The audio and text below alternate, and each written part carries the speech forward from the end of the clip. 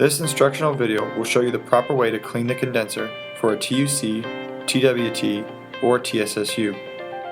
Tools required for this task include a Phillips screwdriver, stiff bristle brush, air tank or CO2, vacuum cleaner, and a flashlight. The first step in cleaning the condenser is to disconnect the power from the unit. On the TUC, TWT, and TSSU units, the condenser is visible from the back. To take off the assembly, use a Phillips screwdriver to remove the 4 screws holding on the back grill. Clean off the condenser coil found on the back of the cabinet with a stiff bristle brush.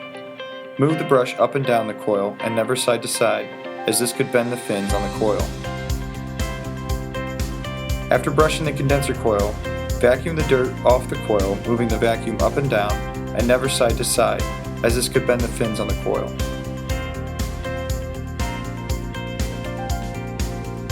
You may use compressed air or CO2 to clean the condenser. Just remember to vacuum the dirt off the floor and surrounding the condenser to avoid the dirt from being sucked back up into the coil. Finally, shine a light through the condenser.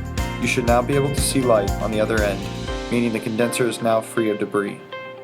Once the condenser has been cleaned, reinstall the louver assembly with the appropriate fasteners. Connect the unit to the power and make sure the compressor is running.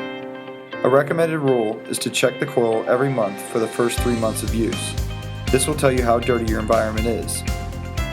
Generally, you should be cleaning your condenser coil every 60 to 90 days, depending on the environment in which it is used.